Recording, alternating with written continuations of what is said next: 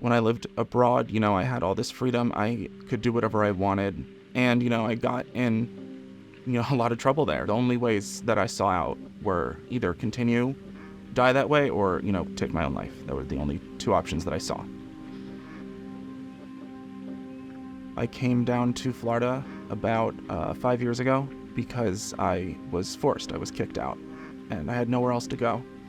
I used because, other people were doing it. I wanted to do it. I wanted to make friends. I traveled because I joined the Peace Corps. I graduated college. I did all these things, and, those events in my life put in my mind that you don't have a problem. You're not like that person on the street. You're better than them. And, the reality was I'm not.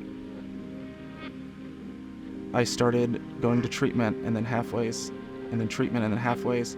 I've been to over 35 treatment centers, and I was always that, star patient that did everything. And then when the day that I got out, I was getting high. I fought tooth and nail against everything, against therapy, against any type of program. I made it through each time and then didn't gain anything really from it. I've even been told not to go back to certain treatment centers because I've been there too many times. My mindset, of not having a way out was about 8 years.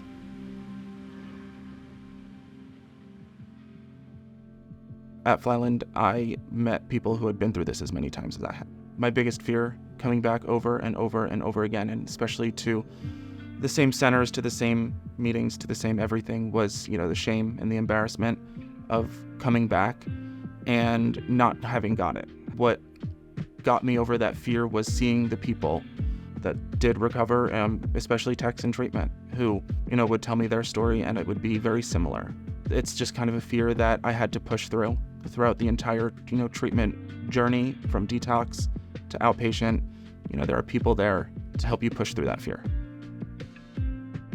When I was in the detox center, they had a karaoke night, and, people were allowed to be ridiculous. They did it every week, and I didn't actually participate until the last time because I still carried that shame and that pain, and someone just said, just do it. What do you have to lose?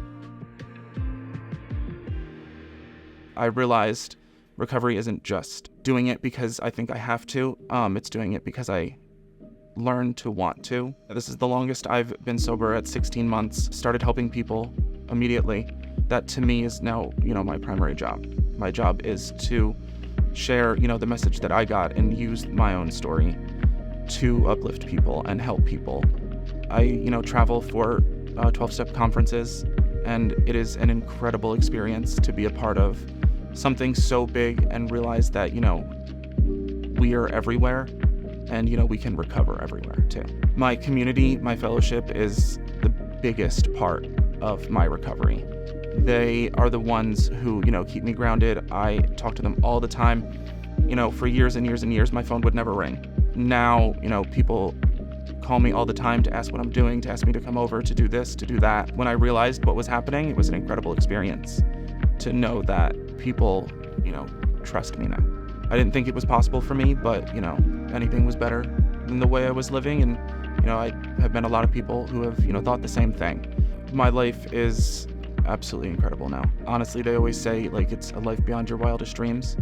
And it's because I could never even have dreamed that this was possible.